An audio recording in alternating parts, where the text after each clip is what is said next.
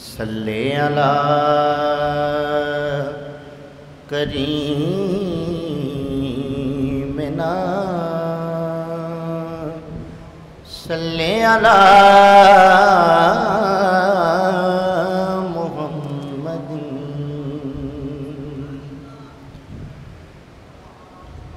دل میں اترتے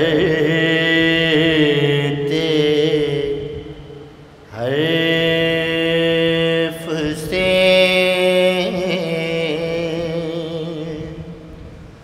مجھ کو ملا پتہ تیرا دل میں اترتے حرف سے مجھ کو ملا پتہ تیرا معجزہ حسن صوت کا زمزمیں صدا تیرا دل میں اترتے حرف سے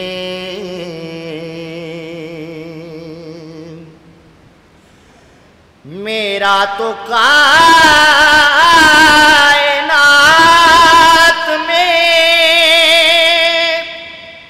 تیرے سوا کوئی نہیں میرا تو کائنات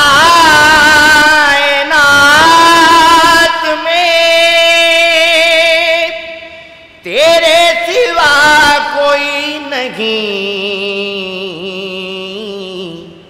عرض تیری سما تیرے بندے تیرے خدا تیرا عرض تیری سما تیرے بندے تیرے خدا تیرا دل میں اترتے حرف سے اے میرے شاہ شریک و غریب نانے جمی غدا تیری اے میرے شاہ شریک و غریب نانے جمی غدا تیری اے میرے بوریا نشین سارا جہاں گدا تیرا اے میرے بوریا نشین سارا جہاں گدا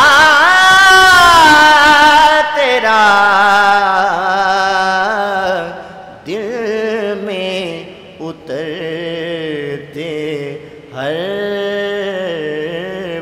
سے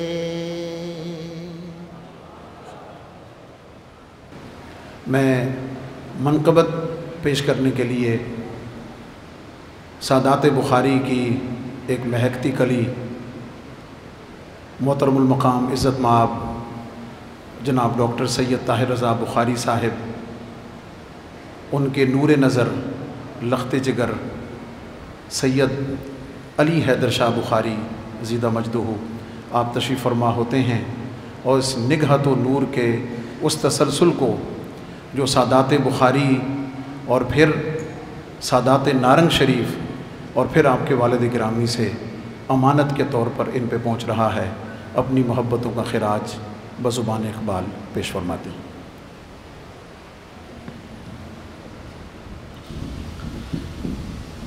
سید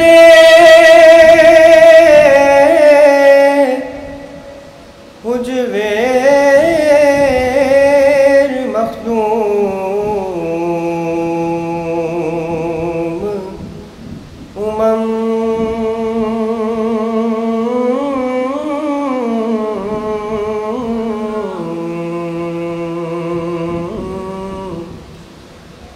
مرکد پیر سنجر راہرم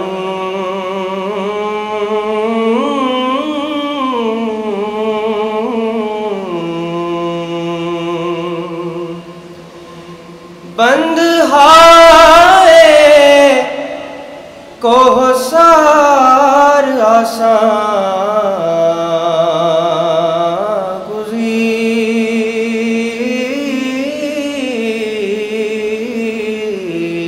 گزیخت در زمین ہند تخم سجدہ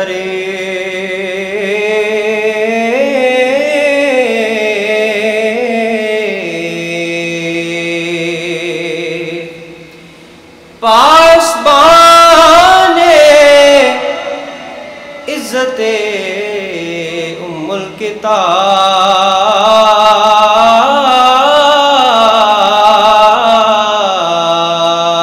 الکتاب از نگاهش خانه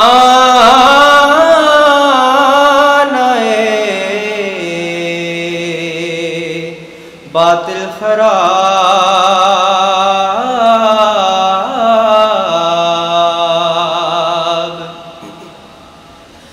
خاک پنجاب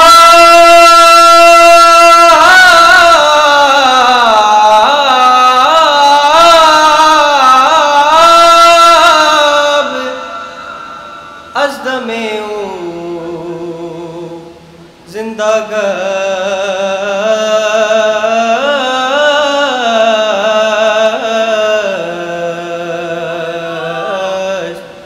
صبح ماں از مہر او تابندہ گشت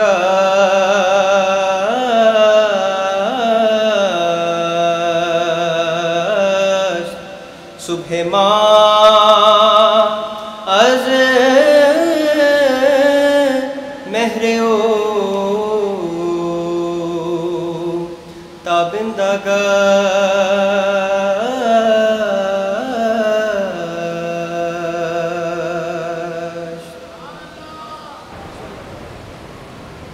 بہت شکریہ۔ استقبالیہ کلمات کے لیے میں ملتمس ہوں محترم المقام عزت مآب جناب ڈاکٹر سید طاہر رضا بخاری صاحب، سیکرٹری و چیف ایڈمنسٹریٹر اوقاف۔ بسم اللہ الرحمن الرحیم۔ سر، یہ چھٹا سال آنے کو ہے کہ اس عظیم خانقاہ میں، اس درگاہ معلیٰ میں آپ کو خوش آمدید کہنے کی مجھے سعادت میسر آئی ہے۔ عرس شریف کے اس موسم میں جب یہ شب و روز قریب آنے لگتے ہیں تو وہ کسی نے پوچھا تھا کہ پھول کھلتے ہیں تو ہم جانتے ہیں، تو اس سے ملنے کے زمانے آئے، تو لوگ بےتاب ہو جاتے ہیں اور پوچھتے ہیں کہ پروفیسر صاحب کب اور کس وقت تشریف فرما ہوں گے۔ تو میں اس بر صغیر کی اس عظیم درگاہ جس کے بارے میں حضرت اقبال کے کلام ابھی آپ نے سماعت کیا کہ یہ وہ مخدوم امم ہیں جن کا فیضان کسی خاص لمحے اور عہد تک محیط نہیں ہے، اور جو کسی خاص خطے کے نہیں بلکہ ملتوں اور زمانوں کے امام، مقتدا اور پیشوا ہیں۔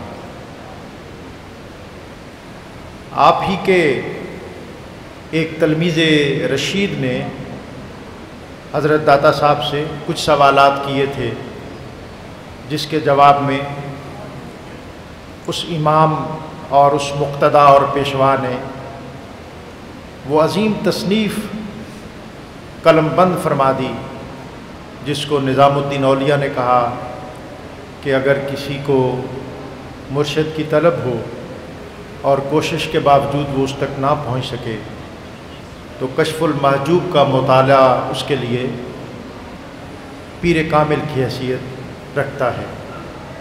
آپ پروفیسر صاحب اس کشف المحجوب کے بارے میں فرماتے ہیں کہ لوگوں نے کشف المحجوب پڑھی ہے، میں نے اس کو اپنے اوپر وارد کیا ہے۔ پروفیسر صاحب فرماتے ہیں کہ مجھے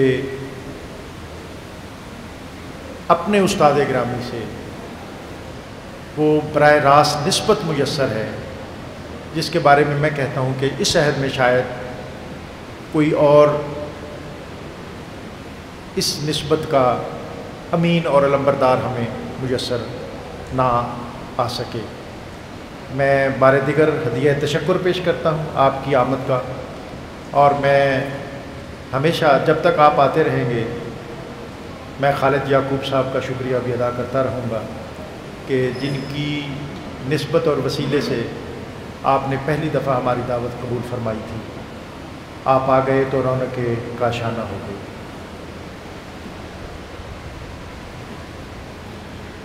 سر، میں آپ کی خدمت میں عرض گزار ہوں کہ آپ اس کانفرنس کا یادگاری سوینئر حضرت قبلہ پروفیسر صاحب کی خدمت میں آپ پیش فرمائیں۔ یہ ایک ہدیہ محبت ہے، یہ ایک ہدیہ ناز ہے، یہ ایک یادگار ہے حضور فیض عالم داتا گنج بخش رحمۃ اللہ تعالیٰ علیہ کی بارگاہ کی طرف سے قبلہ سیکرٹری صاحب حضرت پروفیسر صاحب کی خدمت میں ہدیہ تبریک پیش فرما رہے ہیں۔ میں سر آپ کی خدمت میں ہی ملتمس ہوں کہ جناب خالد یعقوب صاحب کی خدمت میں محترم جناب خالد یعقوب صاحب تشریف فرما ہوں اور اپنا یادگاری سوینئر وصول فرمائیں۔ گزارش کر رہا ہوں جناب پروفیسر ظفر اللہ شفیق صاحب سے، محترم جناب پروفیسر ظفر اللہ شفیق صاحب تشریف فرما ہوں اور اپنا سوینئر وصول فرمائیں۔ تشریف لائیں جناب حافظ زہیب طیب صاحب، محترم جناب حافظ زہیب طیب صاحب، آپ سے گزارش ہے کہ آپ تشریف فرما ہوں اور اپنا سوینئر وصول فرمائیں۔ گزارش کروں گا جناب محترم علی طارق صاحب سے، محترم جناب محمد علی طارق صاحب تشریف لاتے ہیں۔ محترم جناب زاہد اقبال صاحب، گزارش کر رہا ہوں محترم جناب زاہد اقبال صاحب سے کہ آپ تشریف فرما ہوں اور اپنا سوینئر وصول فرمائیں۔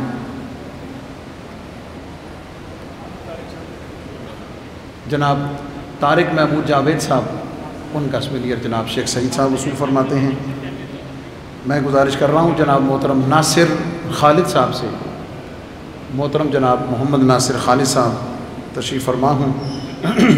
گزارش کر رہا ہوں حضرت صاحبزادہ والا شان جناب سید علی حیدر شاہ بخاری صاحب سے کہ آپ تشریف فرما ہوں اور دونوں اپنے معززین اور محترمین سے سوینئر وصول فرمائیں۔ محترم جناب شیخ جمیل احمد صاحب، آپ تشریف لاتے ہیں اور اپنا سوینئر وصول فرماتے ہیں۔ جامعہ حجویریہ کے پرنسپل علامہ بدر الزمان صاحب، علامہ عرفان اللہ اشرفی صاحب، آپ تشریف فرما ہوتے ہیں اور بہترین خدمات پر اپنا سوینئر وصول فرماتے ہیں۔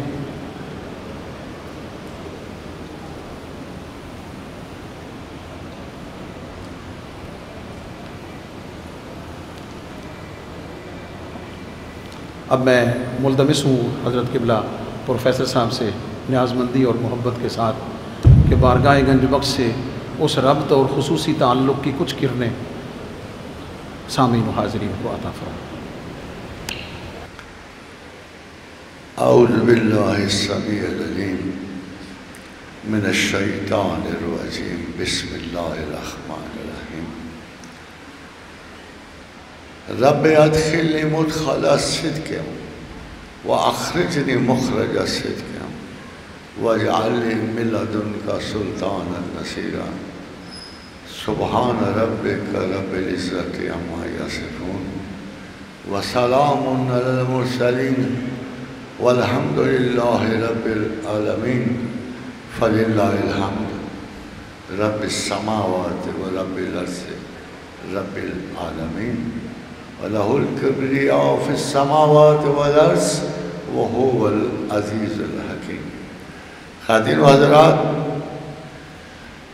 جب بھی کوئی اچھی شخصیت، اچھا کلام، اچھا مقام، زبان اس کی تعریف سے قاصر ہو جاتی ہے۔ ہم کوشش کر رہے ہوتے ہیں کہ اس موضوع کو کسی انوکھے انداز سے، کسی انوکھی زبان سے ادا کریں۔ ہماری مجبوری یہ ہوتی ہے کہ ہمارے اعلیٰ ترین ادبی الفاظ اس مقام عزت کو نہیں پہنچ سکتے، اس مقام فرحت کو نہیں پہنچ سکتے۔ ہمارے خیال کے پیچھے جو آرزو ہے اس کی تسکین کو پورا نہیں کر سکتے۔ تو دنیا کے ایک بہت بڑے فلاسفر نے کہا تھا، بہت بڑا، جو اشراقیہ کا امام ہے، پلاٹینس آف ایجپٹ نے کہا تھا کہ اللہ کے بارے میں سب سے بڑا المیہ یہ ہے کہ کوئی زبان اس کی حیثیت کا احاطہ نہیں کر سکتی۔ ابھی جتنے سچ پوچھو تو تعریف اور توصیف میری ہوئی ہے، میری بھی شخصیت اس کے موازنے میں پوری نہیں اترتی۔ کبھی شخصیتیں کم پڑ جاتی ہیں، کبھی الفاظ کم پڑ جاتے ہیں۔ تو مجھے یقین ہے کہ آپ مجھے ایک عمومی انسان سمجھتے ہوئے جس کی اپروچ لائف میں ڈیفرنٹ رہی، وہ بات قبول کریں گے جو میں آپ میں سے ہوتے ہوئے نارمل انداز زندگی میں نے حاصل کیا۔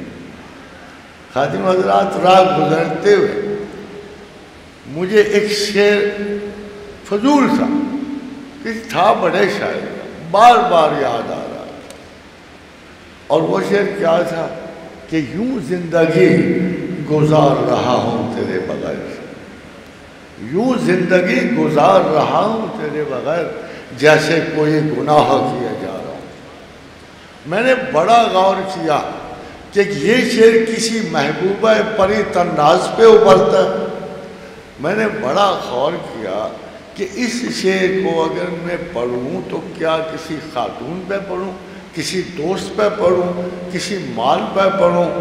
تو مجھے اندازہ ہوا کہ اگر شاعر نے پتہ نہیں کس کے لیے لکھا تھا، شاعر نے کسی زلیخا کے لیے لکھا ہوگا، کسی ہیر کے لیے لکھا ہوگا، مگر رب کعبہ کی قسم ہے کہ اس شعر کا کوئی اگر اصل حقدار ہے تو اللہ کی ذات ہے، کہ یوں زندگی گزار رہا ہوں تیرے بغیر جیسے کوئی گناہ کیے جا رہا ہوں۔ خاتون و حضرات، یہ میرے استاد محترم، ان کے اقوال پڑھتے ہوئے بہت سارے لوگ سمجھتے ہیں کہ اس میں پیچیدگی ہے، حالانکہ وہ پیچیدہ نہیں ہے۔ ایک ٹپیکل برین جو بہت بڑا سائنسدان ہوگا، جب آپ اس کی طرف چلتے ہیں تو اس کی جمع و تفریق اور اس کی پیچیدہ ٹیکنیکل لینگویجز کو آپ نہیں سمجھ سکتے۔ بعض اوقات لینگویج آپ کو کنونس کرتی ہے کہ یہ بندہ عالم ہے، یہ جھوٹ ہوتا ہے۔ میں آپ کو بتاؤں، یہ جھوٹ ہوتا ہے۔ ہم اپنی بہت ساری فنی تخلیقی عبارات کو چھپانے کے لیے ان کو معزز اور مغلق کر دیں۔ اس لیے کبھی لینگویج کے پیٹرن پہ اعتبار نہ کیجیے، مگر ایک چیز بڑی سادہ، بڑی سادہ، یہ سوال تو آپ کو کرنا پڑے گا، مجھے کرنا پڑا تھا، آپ کو کرنا پڑے گا۔ اب کر لو، زندگی کے درمیان کر لو، اس کے انجام پہ کر لو، کرنا پڑے گا کہ do you believe in God? کیا اللہ پہ یقین ہے؟ کیا اس کے ساتھ رہنے کی آرزو ہے؟ کیا اپنے آپ کو محفوظ رکھنے کی آرزو ہے؟ کیا یہ مختصر سا ناکارہ سفر کارآمد بنانے کی آرزو ہے؟ کیا آپ اس مقام کو مستقل سمجھ بیٹھے ہو؟ کیا آپ کے ملحدانہ نظریات اور وہ بڑے بڑے دانشور جو مشرق و مغرب سے اٹھ رہے ہیں آپ کو قائل کرنے کے خدا نہیں ہے، اس کا کیا امتحان ہے؟ کیا ثبوت ہے کہ وہ سچے نہیں ہیں؟ ایک ہے بڑی فنی سی بات کہ ایک ایسا ثبوت ہے جو ہر زمانے پہ خدا کی سب سے بڑی مضبوط ہے۔ ہمارے پاس اللہ کا ڈیٹا ہے۔ آپ کو پتہ ہے کہ یوروپین ٹاپ فلاسفر جو کہتے تھے ان کو ہم لاجیکل پازیٹیوسٹ کہتے ہیں۔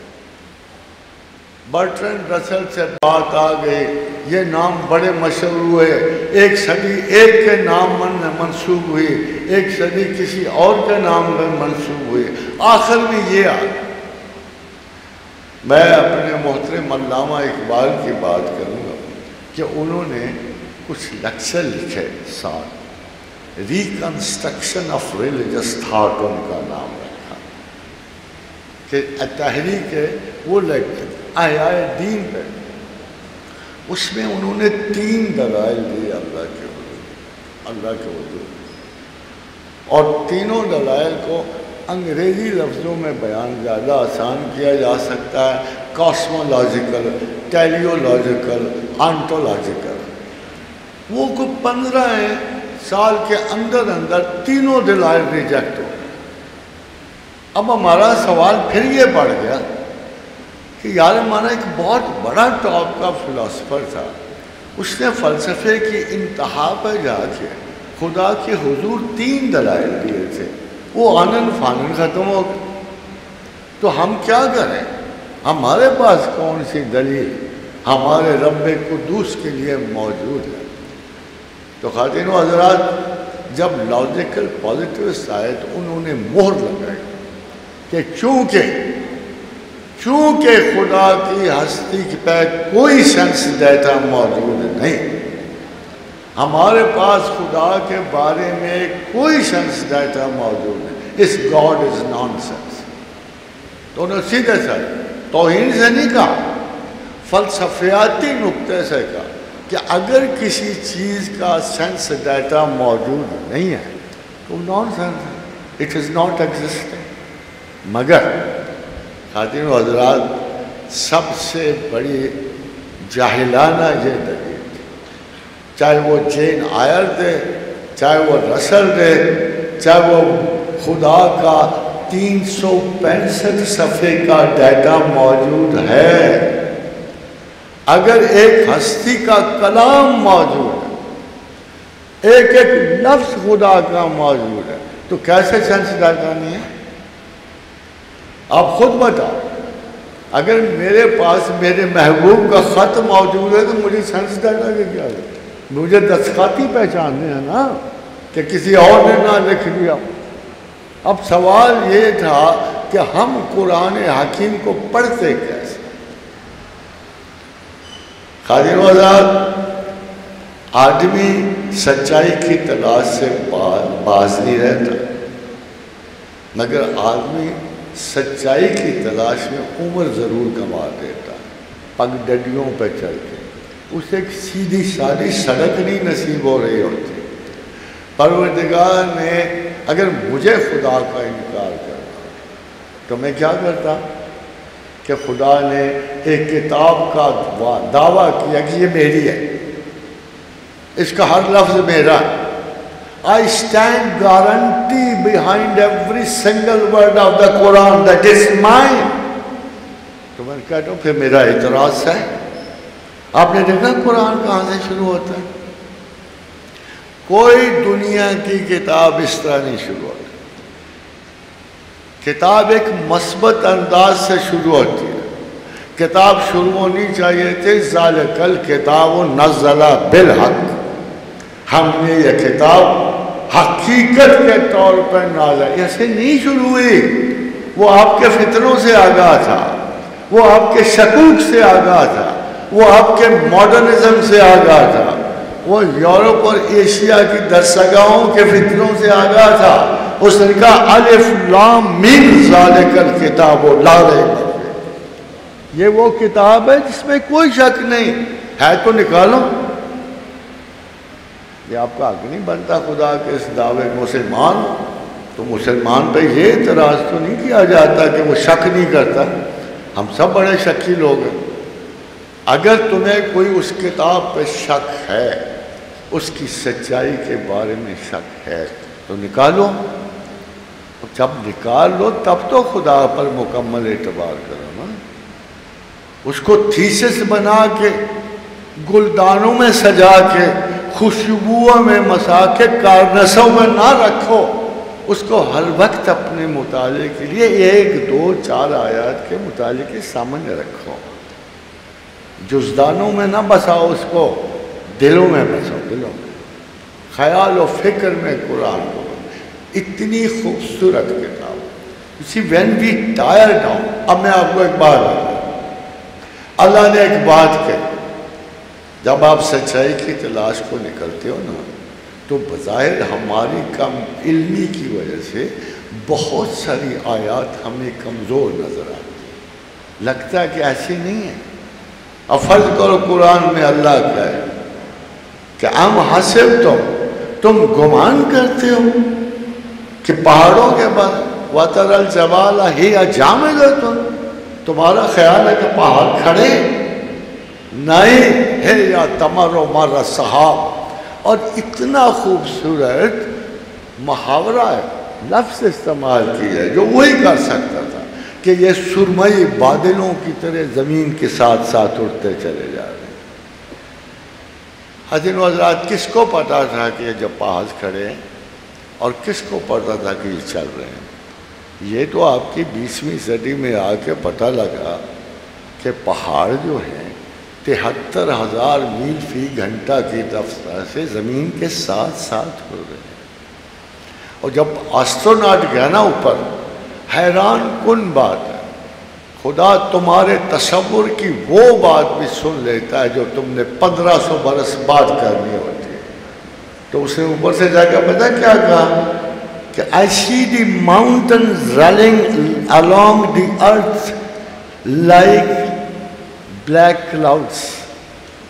وہ کہہ رہے ہیں میں اچھی طرح دیکھ کہ پہاڑ اوپر سے ایسے نظر آتے ہیں جیسے زمین کے ساتھ ساتھ بادلوں کی طرح اڑتے چلے جا رہے ہیں. یہ وہ تمہارا رب کریم ہے جس کی ایک آیت کا احاطہ ساری کائنات کے انٹلیکچوئلز نہیں کر سکتے. ایک آیت کا الف لام میم را کتاب احکمت آیاتہ ثم فصلت من لدن حکیم خبیر.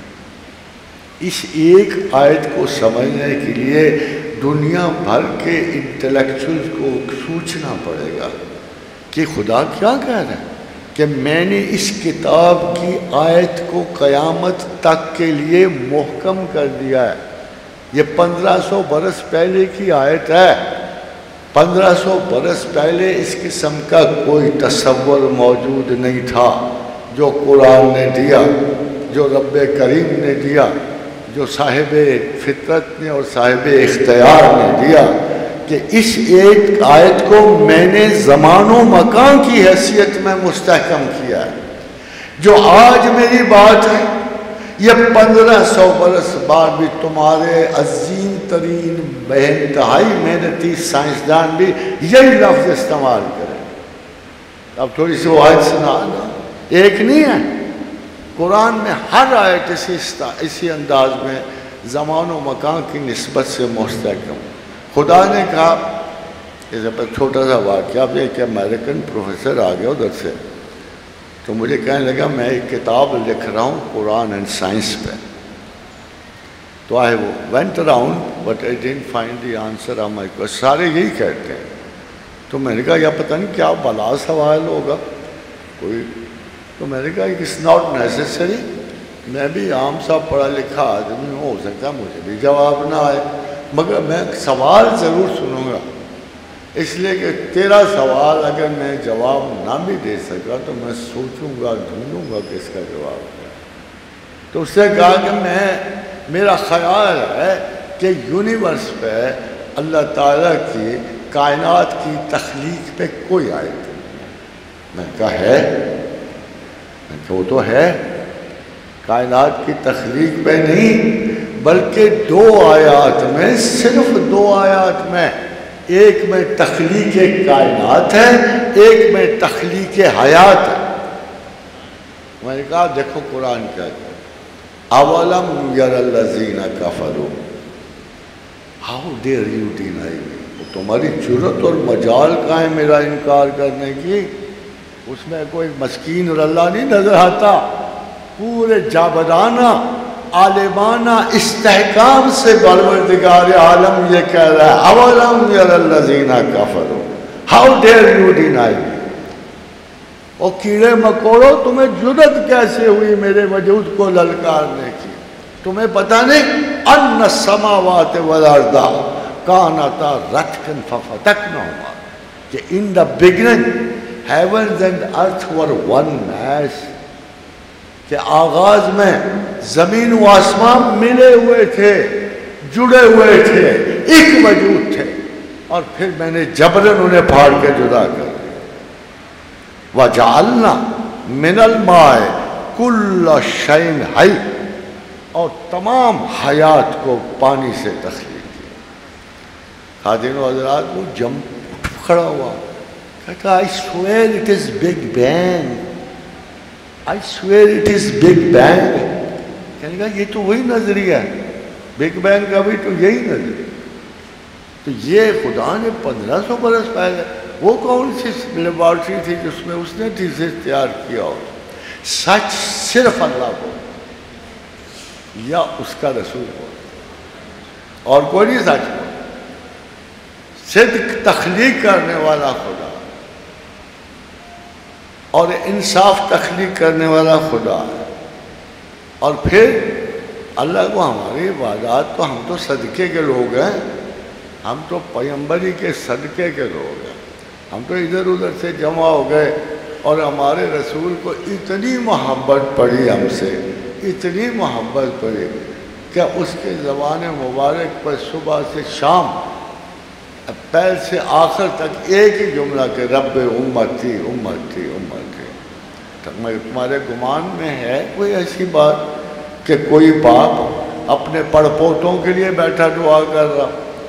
اس کو تو نام نہیں پتا، وہ تو جانتا ہی کوئی نہیں کی ہے، مگر وہ محمد رسول اللہ، وہ صادق اور امین صلی اللہ علیہ وآلہ وسلم آپ کی زندگی کے آخری لمحے انجام ریسریکشن تک پہ غور کر رہا ہے.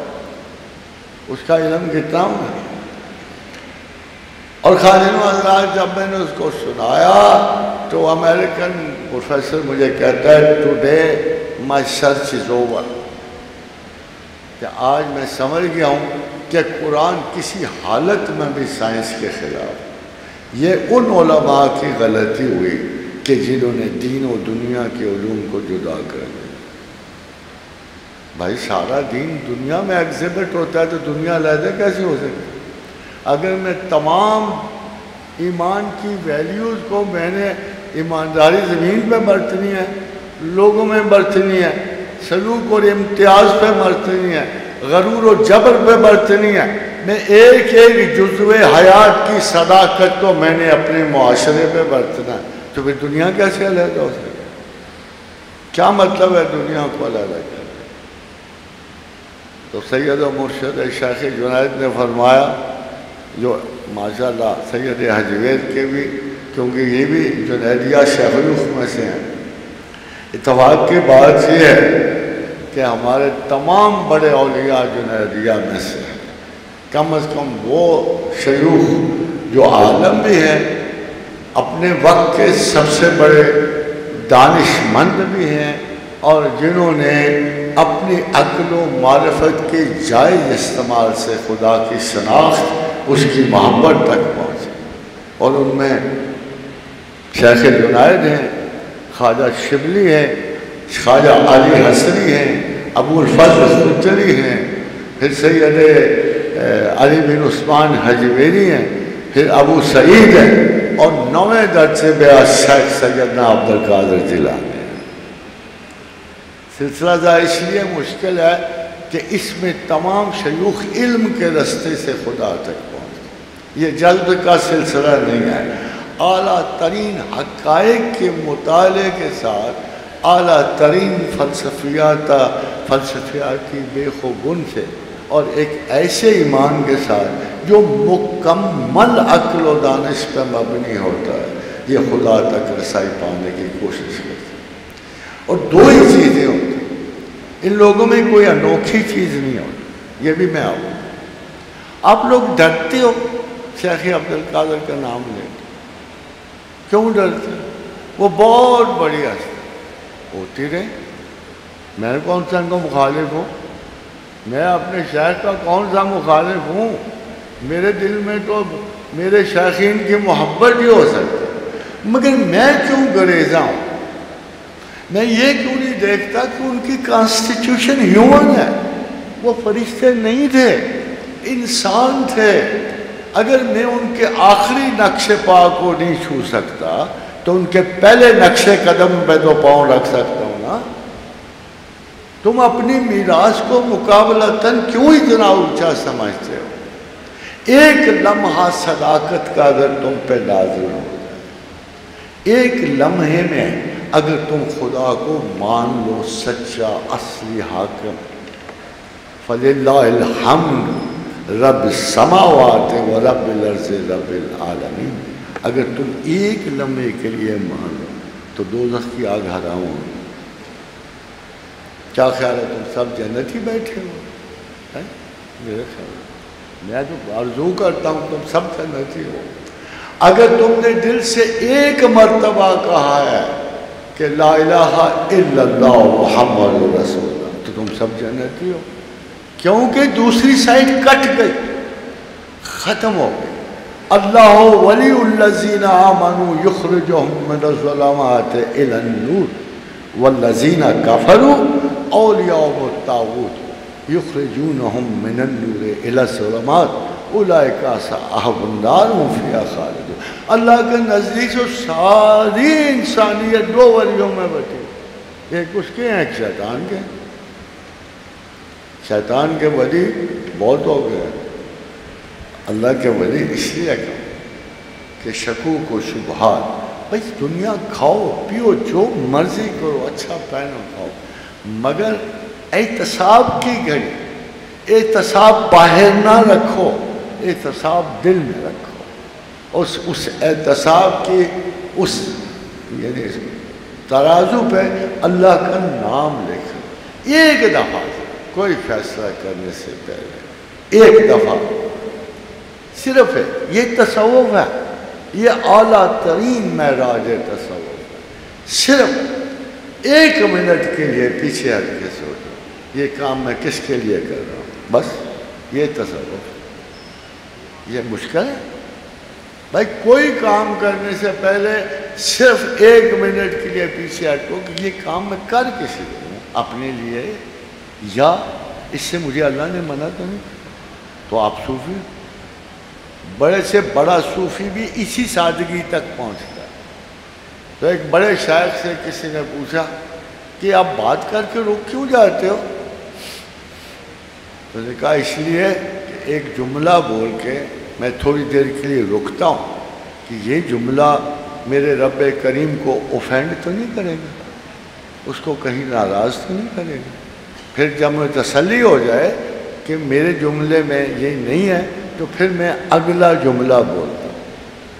یہ ہے احتساب، یہ اعمال میں ہو، یہ زندگی میں ہو، تو پھر آپ کو قرآن کی سچائی پہ عمل کرنے میں بڑی آسانی ہے۔ ایک نہیں، آپ قرآن کی کسی بھی آیت کو لے لیں، it is written for you, یہ آپ کا گمان ہے کہ سارا 4 ولیوں کے لیے لکھا گیا ہے، یہ آپ کے لیے کیا لکھا ہے؟ تمام جملہ مسلمین و مسلمات کے لیے لکھا ہوا ہے۔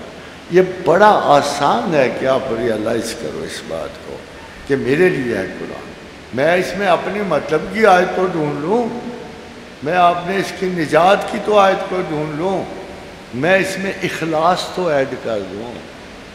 تو اللہ نے کہا ہے نا قرآن میں کہ شیطان تمہارا کھلا دشمن ہے، اوپر سے آئے گا، نیچے سے آئے گا، دائیں سے آئے گا، بائیں سے آئے گا، یہ تمہیں ہر طرح سے گھیرے گا، الا عبادہ اللہ المخلص، مگر اس شخص کو کچھ نہیں کہہ سکے گا جس کے دل میں میرے لیے ذرہ برابر اخلاص ہے۔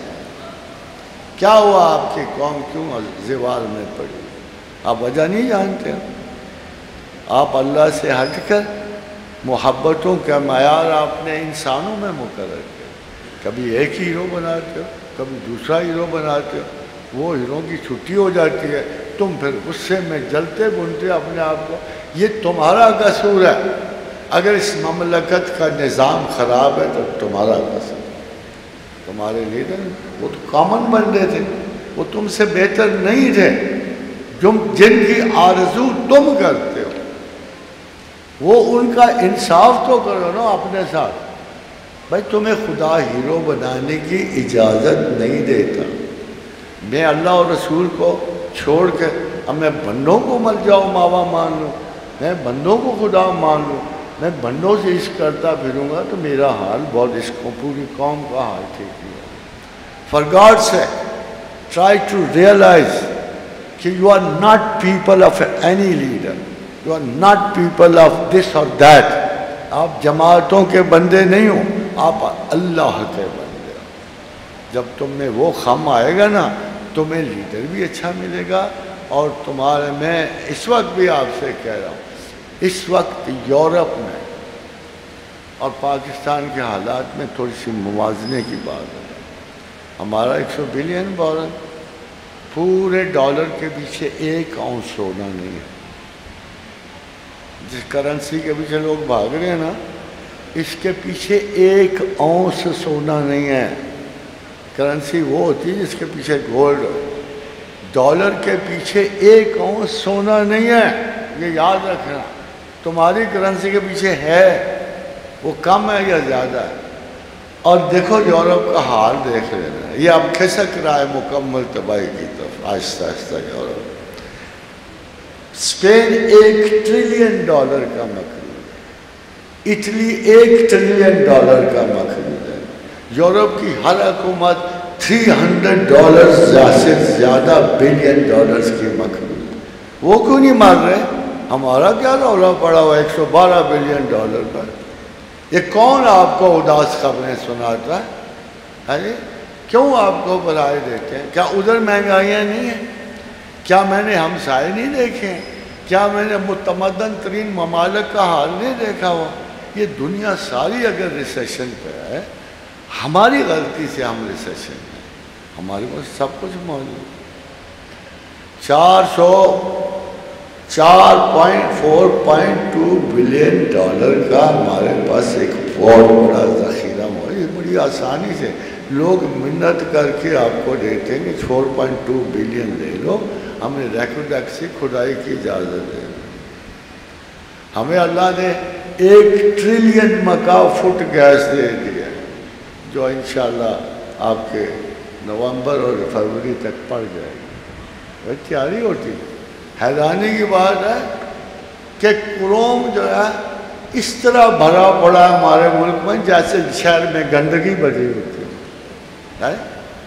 ہمارے پاس کسی شے کی کمی ہے، کس شے کی کمی ہے کہ ایک ایسا حکمران جو تمہاری سوچ ہے، تمہاری فکر کرے، نہ پہلے کسی نے کی۔ یہ خدا جو اپنے ہمارے اندر تقسیم کرتا ہے نا، یہ گریجولی آپ کو سبق دے رہا ہے، لیڈروں کو نہیں دے رہا۔ یہ سن لو، یہ رفتہ رفتہ آپ کو عقل دی جا رہی ہے کہ غلط امیدیں نہ لگاؤ. تم نے اس ملک میں آ کے بندوں پہ نہیں اپنے رب کریم پہ ہی امید لگانی ہے، وہی تمہارا بھلا کرے گا. یعنی تمہارے پاس مال ہونے کے اسباب تمہاری انگلیوں کی رسائی نہیں ادھر تک ہونے دیتا. حیران کن بات. بٹ انشاءاللہ with the fall of this year یہ ہمارے رسول ہمارے آقا نے فرمایا جہاں دنیا تباہ ہو رہی ہوگی نا پاکستان بچے گا، پاکستان حفاظت میں ہوگا. پاکستان کا انجام یہ وقت نہیں ہے. میرے آقا و رسول نے ان سب سے پہلی احادیث میں سب سے پہلے حدیث ابن منبہ میں ریکارڈ گئی 134 حدیث مدینہ میں یہ ایک حدیث ہے کہ اہل ہند کے مسلمان پہلے اہل کفر ہند کو شکست دیں گے اور ان کے عمراء و رؤسا کو قید کریں گے. پھر شام میں مریم کے بیٹے کا ساتھ. وہ پاکستان کیسے مر سکتا ہے جی؟ جب تک ہم عیسیٰ علیہ السلام کے پاس نہیں پہنچ جاتے، جب ان کا یہ آپ کے اگر سچائی کے پیمانے دیکھنے ہو تو وہ سیاسی لوگ نہیں ہوتے، وہ سائنسدان نہیں ہوتے.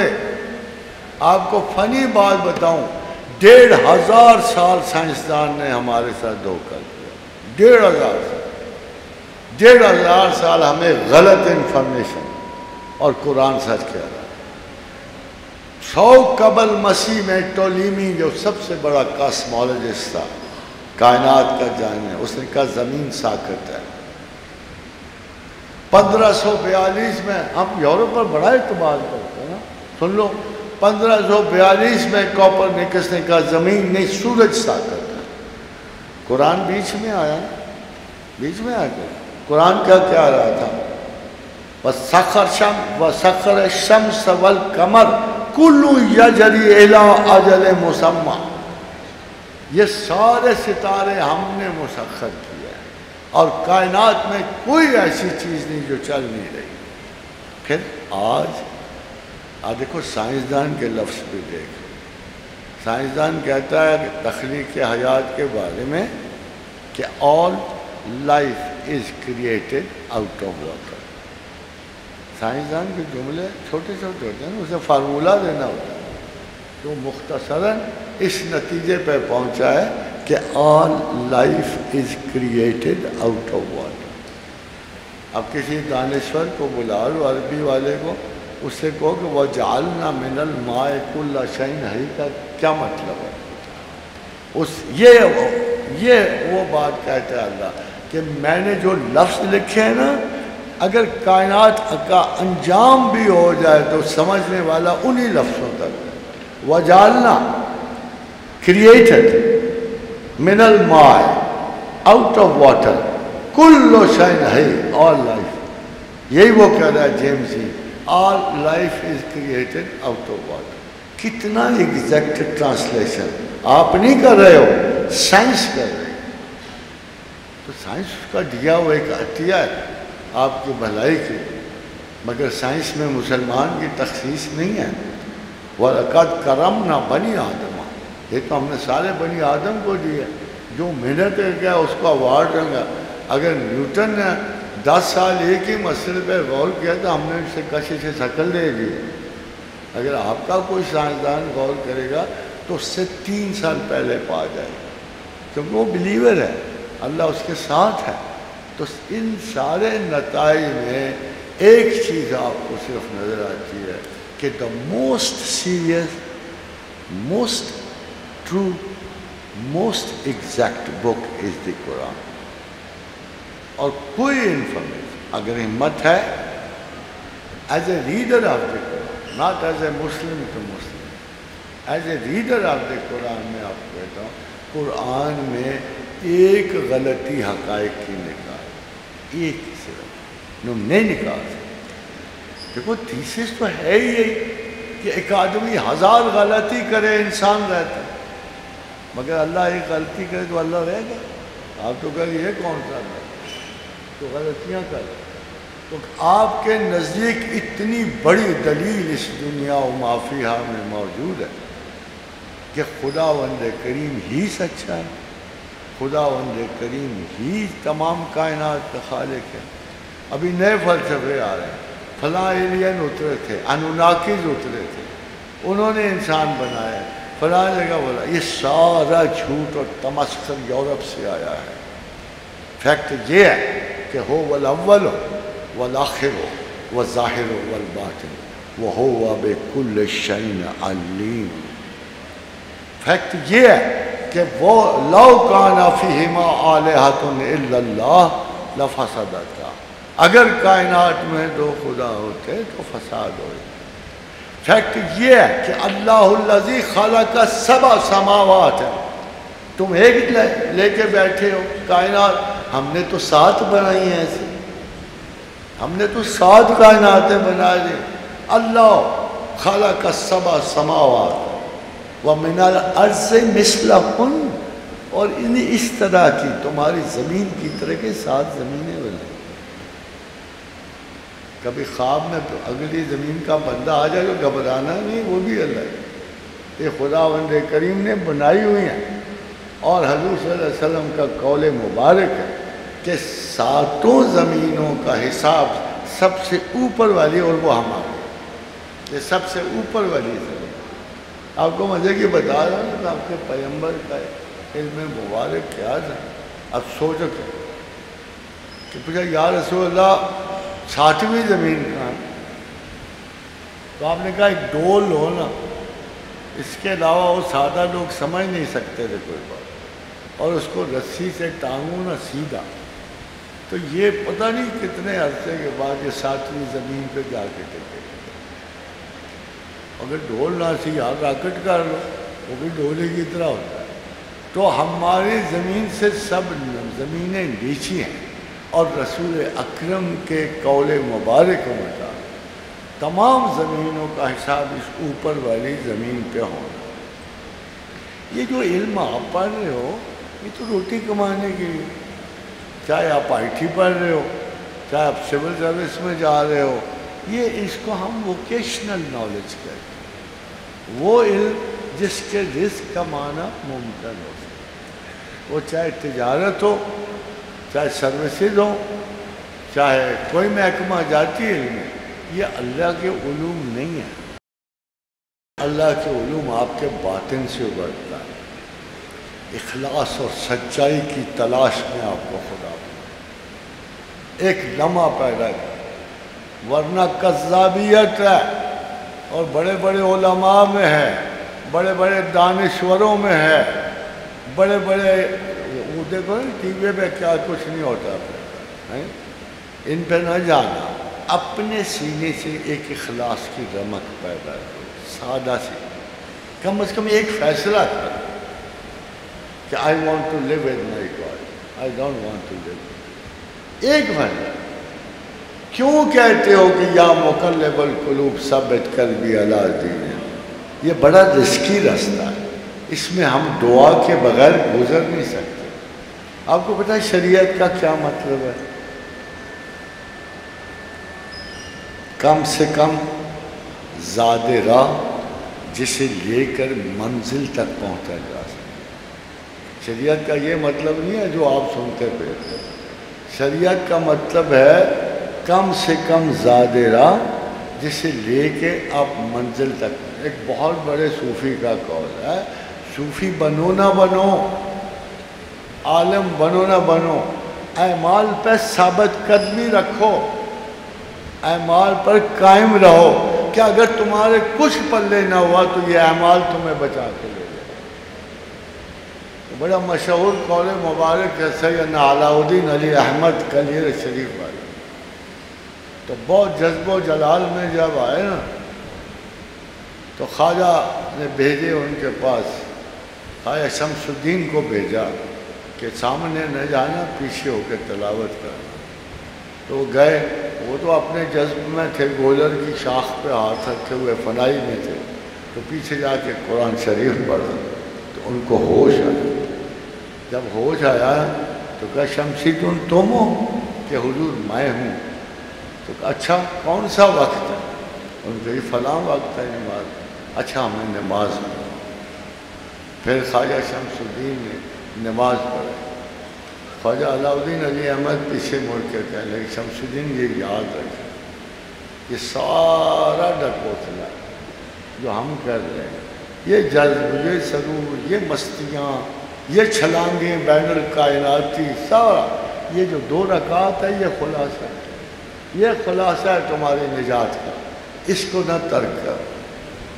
خواتین و حضرات، this is the way to God. The only respect when we can show to God is to believe کہ ہم کوتاہیوں کو معاف کرنے والا ہے، اتنا معاف کرنے والا ہے جتنا زمین و آسمان میں کوئی معاف کرنے والا ہے۔ ایک دفعہ رسول اکرم صلی اللہ علیہ وسلم نے کہا جی میری امت کا حساب کون لے گا؟ باقیوں کے ملائکہ لیں گے، یہ لوگ۔ انہوں نے کہا اللہ نے کہا میں خود لوں۔ تو خود تھوڑا سا خوف سب کو پہنتا ہوں کہ نہیں، اللہ سے مہربان کوئی نہیں ہے، اگر وہ حساب لے گا نا تو امت مسلمہ کا حساب آسان دے گا۔ اس لیے تم خود خدا کے بن گئے، تمہارے بیچ تمہارا پیغمبر کہ جس کی یہ صفت بیان کرنے کے لیے جائز لفظ ہی کوئی نہیں ہے، تو وہ کتنا مہربان ہے، تو ان کو حریص علیکم کہنا پڑا کہ ہر خواہش سے بڑھ کر تمہارے پیغمبر کی خواہش ہے کہ میرے امتی نجات پائے۔ تبھی تو حضرت موسیٰ رو پڑے تھے،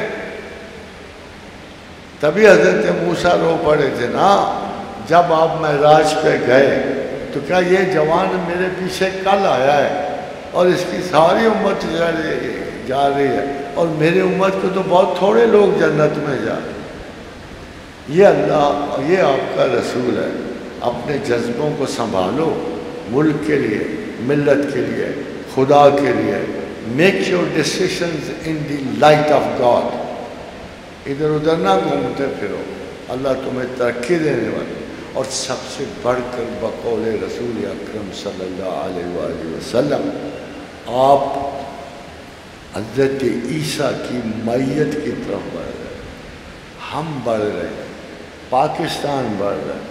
خبردار کسی بدگو کی یہ حکایت نہ سننا، پاکستان تک کوئی خراش نہیں پہنچے گی، لوٹ کے کھا جاؤ، یہ پھر بھی کچھ نہ کچھ تمہارے لیے نکالتا رہے گا۔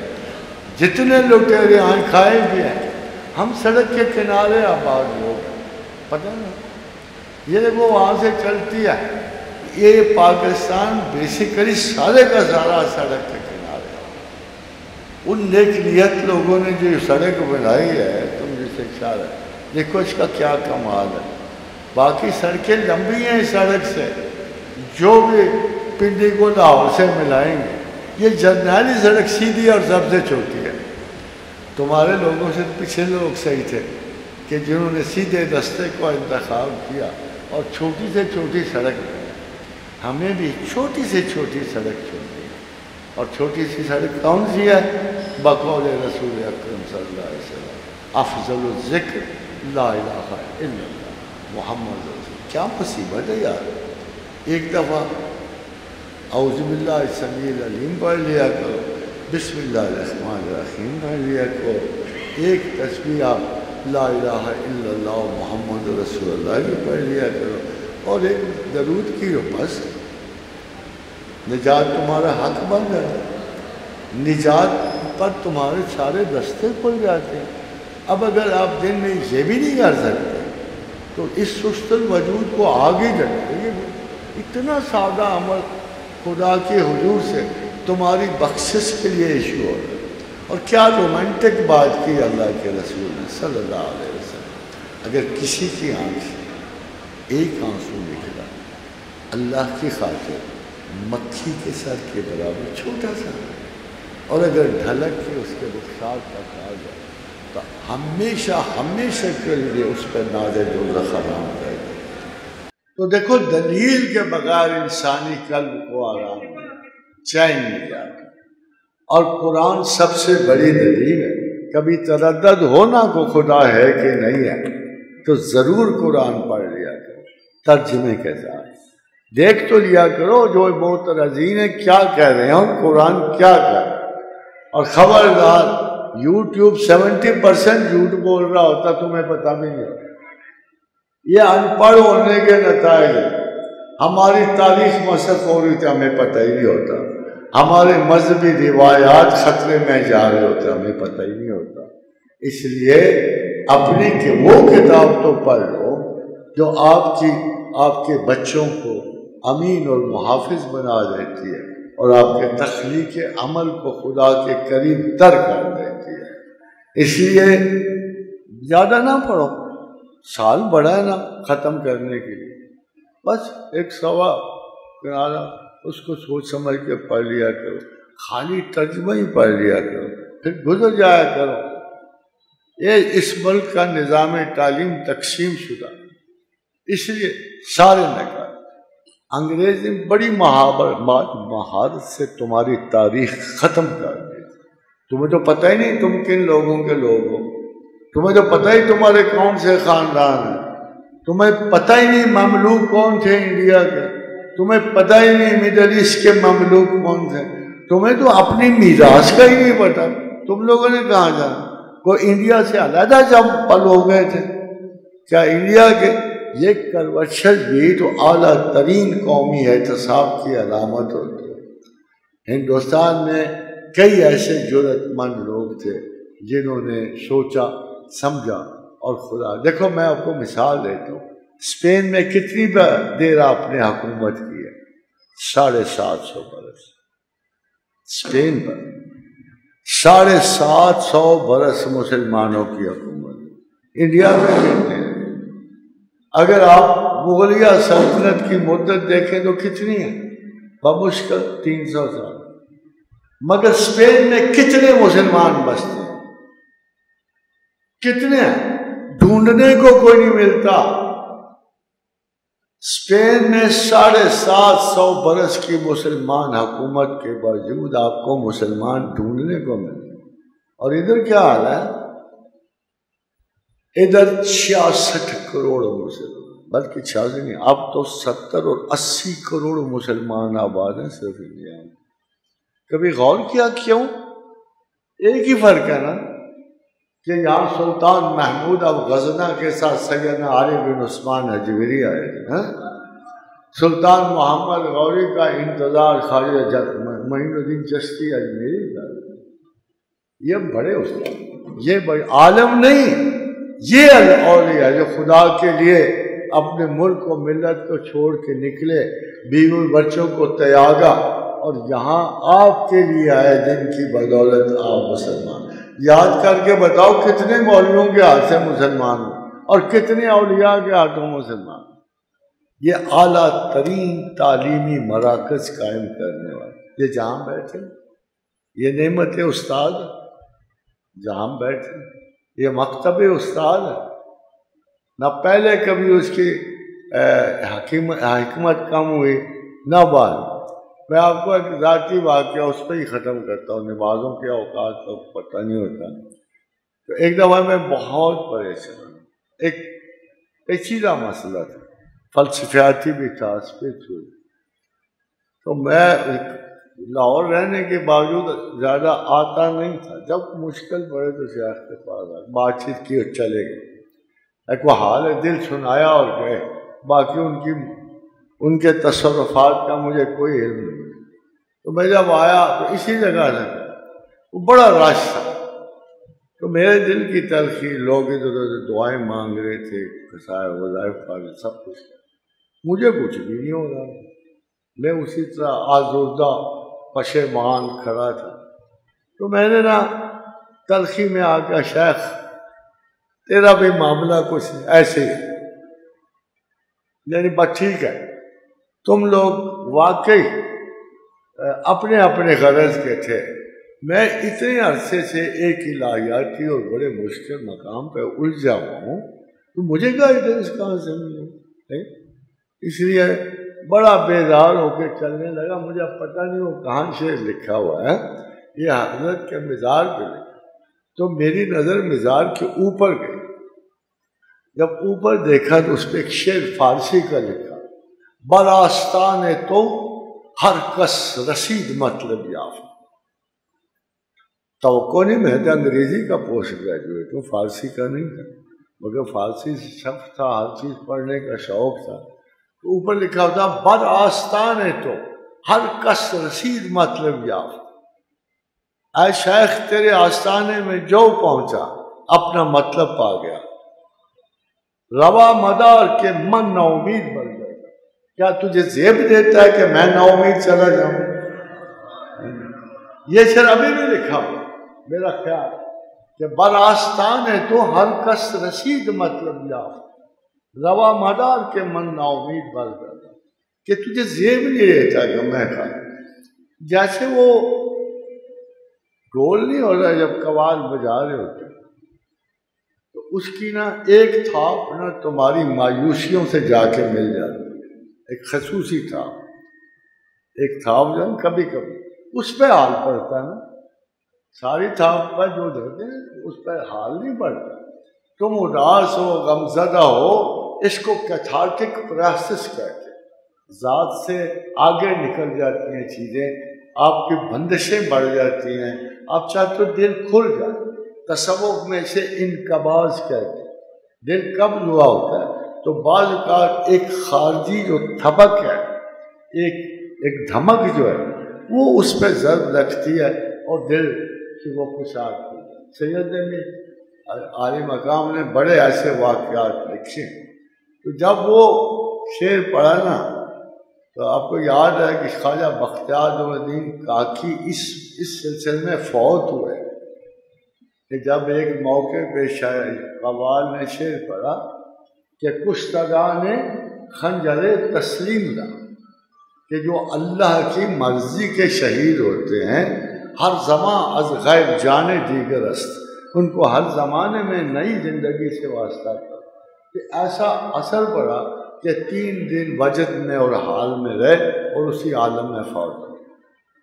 تو میں جب دیکھا وہ شعر مجھے نظر آیا، میں کہا دیکھو میں اکیلا ہوں، مایوس جا رہا ہوں، لوگ تو بڑے خوش جا رہے ہیں، مکھانے بھی دیے جا رہے ہیں، بانٹے بھی جا رہے ہیں، چاول بھی تقسیم، میں کس شکل میں. تو میں نے کہا شیخ، تو ادھر میری نظر پڑی تو لکھا ہوا تھا روا مدار کے من ہوں نا امید بن گیا. تجھے زیب نہیں دیتا کہ میں نا امید. اس کے بعد ایک عجیب سا واقعہ ہو، وہ اس واقعے میں مجھ پہ سختہ سا ایک جمود سے. تو میرا ایک اور دوست تھا میرا کلاس فیلو، تو اس نے میرا آدھے گھنٹے بعد مجھے جھنجھوڑا. تو میں ایک اچانک ہوش میں آ گیا. تو میں نے کہا کیا مسئلہ ہے تجھے، کیوں تنگ کر؟ کہتا میں تو آدھے گھنٹے سے دیکھ رہا ہوں تو چپ چاپ سائلنٹ کھڑا ہے، تو ہلچل نہیں رہا. تو میں نے یہ نہیں سمجھ تجھے کیا ہوا. پھر مجھے یاد آیا اب سب یہ پتہ ہے کیوں کہ وہ جس مسئلے کے لیے ہے تو مجھے یاد ہی نہیں رہا، سرے سے موقوف ہو. وہ دن آج کا دن اس مسئلے سے میں نہیں بنا. تو یہ میں کرامات شیخ میں سے آپ کو ایک سنا رہا ہوں کہ میرے گلے کا جواب انہوں نے اتنا سخت دیا کہ وہ مسئلہ آج تک پھر میرے قریب سے نہیں بنا. تو اللہ تعالیٰ ہزار کشتگان خنجر تسلیم را ہر زمان از غیب جانے. بہت سارے لوگ کہتے ہیں کہ لا تسمعوا الموت، پتہ نہیں ان کو کیا عقل ہو. اگر یہ آیت آپ پڑھو نا تو یہ زندوں پہ کہی گئی کہ بعض ایسے لوگ ہیں جو زندہ ہوتے ہیں مگر ان کے دل نہیں سنتے، ان کے کان نہیں سنتے، وہ ہدایت کی خبر سے مر جاتے ہیں. باقی چیزوں میں ان کے سارے دل و دماغ ہیں، مگر جب کوئی نیکی کے بعد کوئی اصلاح کی بات ہو جائے تو وہ مر جاتے ہیں. اس لیے اللہ نے کہا اے پیغمبر تو جتنا چاہے ان کو سنا لے، لا تسمعوا الموت. یہ زندگی میں مرے ہوئے لوگ اگر انشاءاللہ جن کے دل خدا سے زندہ ہوتے ہیں وہ موت کے پہلے اور آخر ہر. یہ بتاؤ موت کیا لے جائے؟ ہمارا ایک تصور موت کے بارے میں بڑا فضول اور واقعہ ہے. موت کبھی پوری واقع ہی نہیں، کبھی بھی نہیں ہوتی. بھائی جو بھی بول رہے جس سے پوری موت، زندگی کیا ہے؟ روح ہے اور جسم ہے. اگر موت آ گئی تو کیا روح کو آتی؟ جسم گیا بیکار تھا، ساتھ نہیں چل رہا تھا، روح جو تھی بلین سالوں کی تھی وہ اس کے ساتھ 10-70 سال کے بعد نہیں چل سکتی، تو اس لیے وہ اس کو فارغ کر دیا جائے گا، روح کو کوئی اور جسم ملے گا، کوئی اور ساخت ملے گی۔ تو آدمی مرتا یہاں بھی کبھی نہیں، ہاف ڈیتھ۔ دیکھا نہیں قرآن کیا کہتا ہے؟ ذائقۃ الموت، کل نفس ذائقۃ الموت۔ یہ صرف چکھنا ہے، مگر اپنی پرماننٹ زندگی کے حصول کے تمام شہریان مملکت اسلامیہ کو اگلے بارڈر پہ جانے کے ایک پاسپورٹ چاہیے، اس پاسپورٹ پہ لکھا ہونا لا الہ الا اللہ محمد رسول اللہ وما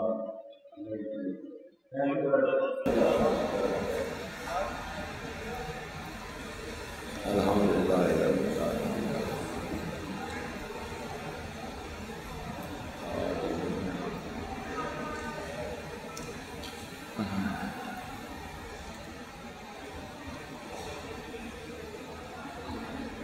یا ارحم الراحمین، یا ارحم الراحمین، یا ذا الجلال والاکرام، یا ذا الجلال والاکرام، یا ذا الجلال والاکرام، لا الہ الا انت سبحانک انی کنت من الظالمین۔ اللہم انا اسألک بانک انت اللہ الاحد الصمد الذی لم یلد ولم یولد ولم یکن لہ کفوا احد۔ اللہم انی اسألک بان لک الحمد لا الہ الا انت وحدک لا شریک لک الحنان المنان بدیع السماوات والارض یا ذا الجلال والاکرام، والہکم الہ واحد لا الہ الا هو الرحمن الرحیم، اللہ لا الہ الا هو الحی القیوم، الف لام میم، اللہ لا الہ الا هو۔ اپنی اپنی دعائیں مانگیں۔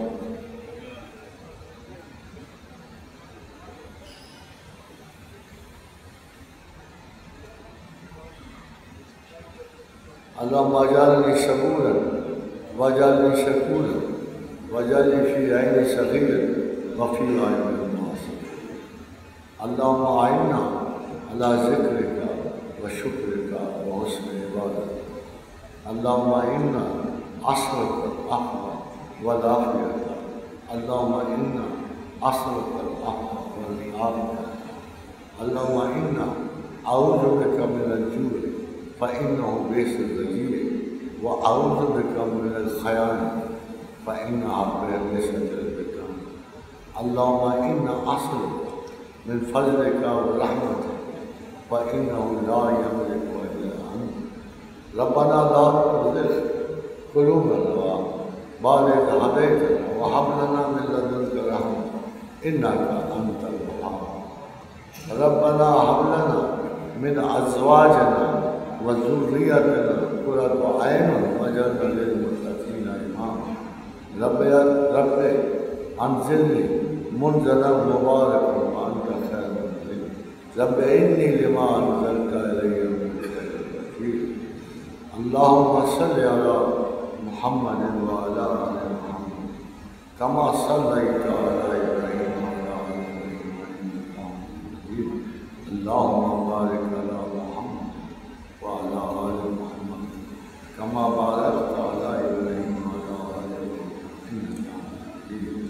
اللهم صل عليه كلما ذكرك الذاكرون، اللهم صل عليه كلما غفل عن ذكره الغافلون، وسلم تسليما۔ اللهم آمين آمين۔